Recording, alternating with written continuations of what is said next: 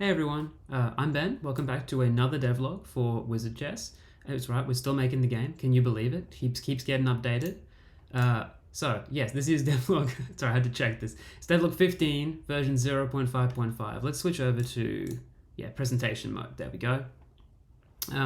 So if you didn't watch the last devlog, I'll just catch you up briefly. We put out version 0.5 recently. That's kind of like a whole revamp of the game with new branding, new name, etc. Getting like everything sort of ready for the path to release is how I looked at 0.5. And now here we are with a patch 2 weeks later, which is quicker than usual.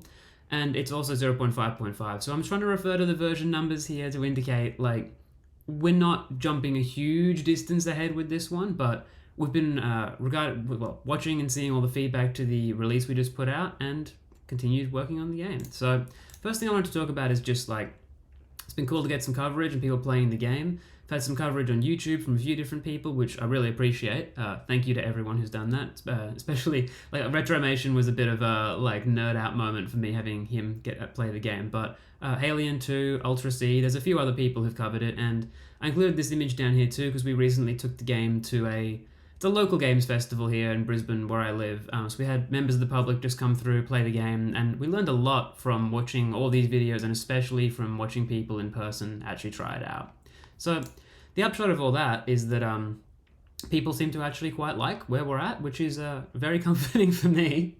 We've managed to get over the 10 review threshold, so it now says positive on Steam, which is really good. I'm really happy about that. If you own a copy of the game and you like it, I would really appreciate if you can leave a review because, so this is some like inside baseball stuff, but like apparently when you get over 10 reviews, Steam suddenly will start recommending your game to more people, and the more reviews you get, the more that process kicks in. It seems to be true based on our analytics, so I would like more reviews if you but only good ones, only good reviews, no bad reviews. If you have a bad review, just tell me what's wrong instead and I'll try and make the game better.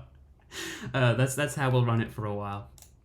Cool. We're also taking part in Turn-Based Fest, which starts yesterday, Australia time, but today-ish America time. There's a lot of games in this. They are all turn-based. Would you believe it? We are one of them. So yeah, if you like turn-based games, I really encourage you to check this out. There's a lot of cool games in there. WizardChess is obviously the best one, though, so don't buy any of the others before you buy WizardChess. That's what business is about, right? Okay, moving on. All the preamble out of the way. What have we got in this patch? So a fair bit here on the contents page, but a lot of these things are smaller than in the last update. You'll see we've been improving things rather than building huge new pieces of content, except for the desert, but we'll get to that. So first up, we have the Javelina. We're just going to get into this. You know what, is there anything to preface here? No. Almost all of these are reactions to things we've seen in the videos and in people playing, so let's just start talking about it.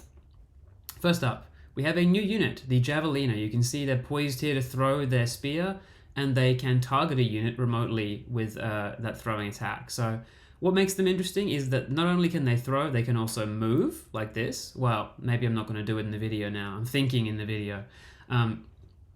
Yeah, better move, cool.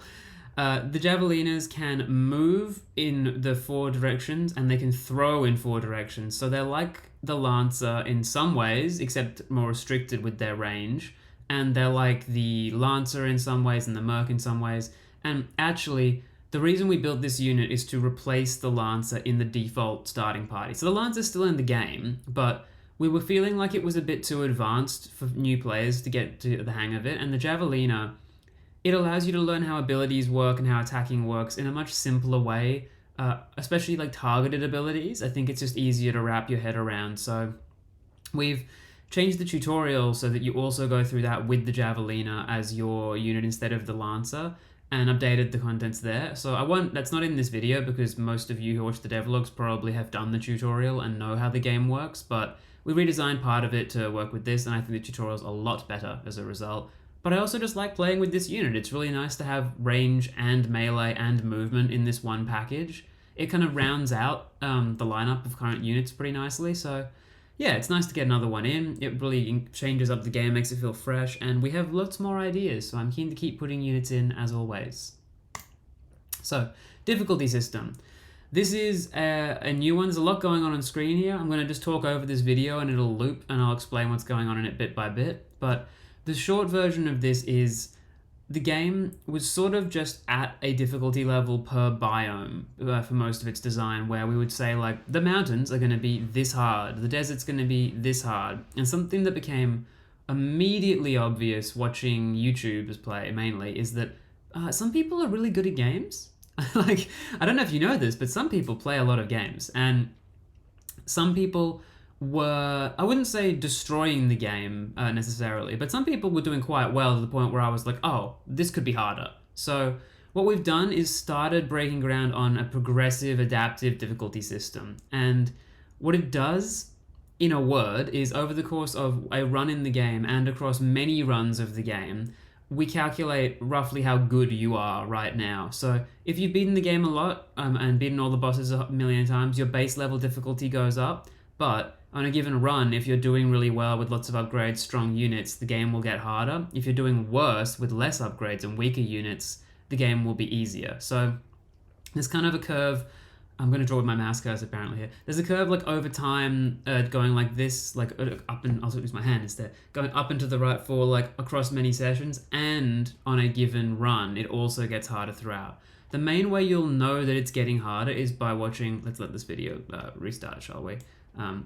By looking at the skill numbers of enemies. So these enemies have a lot of skill, like 8 skill is very high, and that's because I'm playing on a high difficulty in this room. You'll also see that lots of the enemies have traits, lots of them, well, so not lots of them, but one of them is orange also. So what does difficulty do in our game is the question that this begs, right? So difficulty does not just give the enemies more stats. That's something that we've been really against for most of the development because it just ruins the balance. Like, it's pretty fine-grained what numbers different enemies have. So increasing the skill is a proxy sort of way of making things harder, where each enemy responds to its skill value differently. With the gnomes, it affects the choices of moves they make. It makes them more likely to move and make aggressive moves. With the Sheldon, it's how many Krabies they can spawn is their skill. So they use a skill point each time they spawn one of these, so that's naturally kind of like the higher this number, the more of these you'll have on the map. Skeletons, it makes them, the AI, consider moves that it wouldn't otherwise, better positioning moves. For imps, it increases their movement range if they get enough skills, so they can not just jump to squares near them, but squares much further away. And look, I mean, every enemy responds to skill differently, so I'm not going to enumerate every enemy in the game, but that's the idea. You also get this effect where, at a certain threshold of difficulty, champion enemies will spawn and they're orange. So a champion enemy has a couple of differences. It has +1 to attack and defense. Oh, let's go back so I can look at it for a bit longer. +1 to attack and defense from compared to its base stats. It's bigger, it's orange, that's visual. And then it also drops a reward when you kill it. So yeah, this is an idea we basically stole from Isaac, but let's say Binding of Isaac, not somebody named Isaac. Unless someone named Isaac did invent the idea of champion enemies and I'm not aware, it was from the game. But they're not like, you won't see these unless you've played quite a lot of the game, but I think it actually adds a lot to it to be like, oh wow, these are getting harder as you go room to room. And specifically, it's nice for me to be able to feel challenged by the game. The thing that makes life really hard now though is like, the difficulty we can't be forecast very easily, where I'm not going to know how hard it will be for you when you play, because my game state is different to yours. So this is going to be a long journey to get this right. I know I'm talking a lot about it. It is the biggest change probably to an overall gameplay feel. So I'm interested to see what everyone thinks who's played the 0.5 release. Is this easier? Is this harder? Is it better? Is it worse? Blah, blah, blah. Please do let me know. Next, this one's quicker, the fatigue system. So something we've heard a lot from people is I can't choose the order of my units and I can't choose which ones come into encounters. Now, that's intentional in the mountains because we want to have future biomes have more of an emphasis on placing your units on particular spots on the map. It's a very high cognitive complexity thing to put your units down in the right spots. Like, you might think, I really want that control.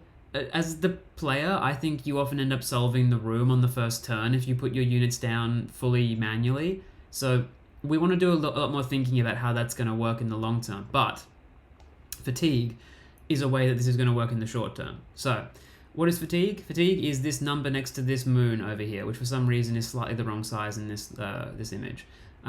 You get 1 fatigue on a unit when it's deployed in combat, and this list is sorted by fatigue. So the most fatigued unit will be deployed least often. So the newest units, freshest units will be deployed first. This has a sort of rollover effect, but importantly, you can reduce fatigue as well. And you do that by giving units stat upgrades or giving them traits, and it will reset their fatigue to 0. So you have some amount of control over the deployment order, but through this passive system right now of fatigue going up and then you resetting it. We have more to explore here. Like, this is just the initial steps into it. Fatigue might be a whole new, deeper system. Maybe it'll stay surface level. We have to find out. But I think this makes things more interesting without making anything broken or confusing right now. And you can just ignore this number and play as usual. So yeah, interested to see what everyone thinks of this as well. I like it. I'm probably used to it already. It's only been a few days, but it doesn't change the game that much. Okay, small changes. The Rogue and the Merk. So I'll describe how these used to work before I describe the change. We had it before that when the Merk or the Rogue move, they gain a buff based on their skill. So the Rogue would get a random buff up to skill points. So if they had 3 skill, it'd be 1, 2, or 3 for the size of the buff, and they get that buff to attack. The Merc works the same way, but gets buffed on its defense. So the idea being, you charge in with the Rogue and get like a backstab, or you charge in with the Merc and they got their shield up and they're like more defensive. I won't go into inside baseball again on game design stuff, but there's input and output randomness are terms you might hear people talk about, and output randomness is where the number that comes out of a system is not within your control at all, whereas input randomness is that, like, you control something about how the randomness is being engaged. There's a lot to say about those two terms, but this is output randomness when you just have units randomly getting a buff, and it wasn't awful before, but I didn't really like rolling the dice.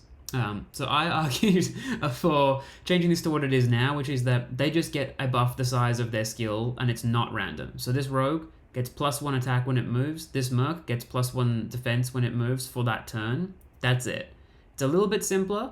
I think it's more predictable. It's more useful. People were kind of ignoring it before because it was random, so I hope that this makes it less ignorable. Overall, the units are feeling much more balanced as a result of the changes we've made. I like this a lot, but please tell me if it's broken in some way that I haven't considered. Bard color, this one's short. The Bard was a different color blue before, but we changed it to this base color cyan, and it goes red, they go red when they're in the vulnerable state. So the color's dynamic. When my shield recharges, you'll see after one more turn, I go back to my cyan color. We basically did this so that the Bard sticks out and that it's really clear what's happening to the Bard. Oh, I went ahead. Whoops. My video no longer wants to play or show me the play controls, apparently. Okay. So, really simple. Just made it that the Bard sticks out more. I think that you'll appreciate this one. Might take a bit of getting used to. It looks kind of funny at first. Just thought I'd mention it. Content. #content. So this is the content shop at the end of the runs. If you beat a boss that's not the tutorial boss and you have Vim left over, you can unlock more content using it. This system was still working out as well. The pricing scheme and everything, like, it was probably subject to change. But we added some more stuff in this update. So there's 2 new traits, Eager and Prepared. I won't explain what these do, actually. You can unlock them. And there's 3 starting parties that we've added to the list of unlockables as well. There's Random. I will explain these. Random, 4 random units. X Factor, 1 random unit. Full House, 2 random units, 2 fixed units. So these are sort of there for, like, more replayability for anyone who's sort of maxed out the game so far, which is me, but, like, also some of our other players. Random is particularly interesting, but these other ones are cool too. I just felt like it was a good... It's useful at the moment to be able to have that random party so you can just kind of, like, explore the game's content and see what the possibility space looks like. As it gets fuller and fuller, this will be more fun again, so I think it's just kind of a smart inclusion. Okay, so this one, the army lineup. I know this looks very fancy, so I immediately have to make a disclaimer. This is not in the patch. This is a prototype video I tweeted. I'm working on this. I just wanted to show you what we've been working on. So This is not done, but we're going to redesign the army lineup, I think, and it will probably be something like this. The reason why is complicated. We want to be able to fit more information in the same amount of space. So these are narrower, and you can have more units at the bottom, and they grow based on your cursor hovering over them, so it's a bit more dynamic. It also makes them feel more like cards, makes them feel cooler. Fatigue is maybe better represented like down here in the bottom. And look, this is something we've been wanting to do for a long time, but the reason that I was pushed into wanting to do it now is that with the fatigue system in place, this list of units changes order, and it's really hard to tell that it's changed order in the current system because it doesn't animate between the order changes. This one, as you can see, when I shuffle the list around, we move all the things smoothly to new positions and you can see what's happening. So this is mostly me just being like, hey, this is hard to program and I'm proud of myself. So like a little bit of bragging, but I think it looks really cool. I'm excited to get it integrated, and I'm going to be working on it right after I finish recording this video. The last one I wanted to talk about is the desert. So this is also not in this patch, but it's a little sneak peek of what will be coming in the next big update. So I don't like promising any timelines, as you know, if you've watched any of these videos before. We're working to have this ready by like the end of the year. I can't say that that's guaranteed yet, but that is the goal. I hope it will happen. We seem to be on track. This is just sorry, I'm getting ahead of myself. This is a combat encounter in the desert, which we've had to do a bunch of work on this for procedurally generating these maps. So all these mazes are procedurally generated using maze algorithms. We've made some new enemies that their AI. We've got the boss working in the desert now, which I am not showing you yet. There's also some new types of challenge rooms on the world map that we're still working on, but overall this combat feels really different in these pokey corridors where you can see here, like I've now trapped these enemies in this space, right? And there's a bunch of tedious moves that have to happen where I rearrange my units here. This is something that, like, I'm not saying that it's necessarily a problem, but this kind of fiddly maneuvering is very sensitive to what units you're using. Some of these units, like the Rogue is really bad in the maze because it moves diagonally. I think it's interesting for your party composition to be affected that way by map design. So it will feel very different playing the desert to playing the mountains, and in my experience, it's much harder. So if you've been finding the game easy, well, you might not for much longer. That's how I'll put it. I really like how this biome's feeling. We're trying to have something unique about each biome. So for this biome, it's the maze structure and this like broken up, funneling enemies, controlling your exposure to given enemies at given points in combat. And I think that's working really well so far. So yeah, keen to get that into people's hands, but it's not quite ready yet. So that was all I wanted to cover. This is the full changelog. This is always in the game and on Steam, etc. When you if you want to read it in full. But yeah, not a huge change list, but a decent one. We worked really hard for these past 2 weeks, and it's been really fun just kind of getting in that iteration loop of being like, people are playing, and we can see problems and we can fix them. So yeah, if you'd like to check out this build and give us feedback, we'd really appreciate that, because then I can keep doing that. What's next up? We've got timeline. So as I mentioned, we're at this point now. We're working on the desert biome. After that, we're going to work on the Fey biome and the boss of that biome. So we're trying to get like all of the content structure sort of built out as soon as possible, and then we're going to keep iterating on the game and adding more, like I said content, but there's content over here. What I mean by content, I should be specific, is opponents and biomes and map generation and the flavor of each biome and the art of each biome. So this is going to define the scope of the overall game, and then we'll be filling that scope with difficulty scaling, challenge rooms and different encounters, and content like traits, starting parties, units, enemies, etc. So content's kind of ongoing, which is why it's grayed out a bit. We're thinking really heavily about these. Army management UI I mentioned before, we're thinking heavily about that at the moment. Codex, I mean, like I keep putting this up here, but the codex is working pretty well. You can inspect pretty much everything in the game and it has a nice message to describe what it does, but I still have to build the browser for the codex, and that's kind of something I'm procrastinating on because, well, it's difficult. So that's a bit of a look at where we're going. I think that, look, I mean, this is a huge amount of work here. We've been sort of having similar things on the timeline for many months, but it's because it takes a long time. I'm optimistic about the progress we'll be able to make on this path over here, and Army UI should be done pretty quickly, but this is really an ongoing branch over here that will be until release. We're still doing changes to all this. So that's pretty much where we're heading.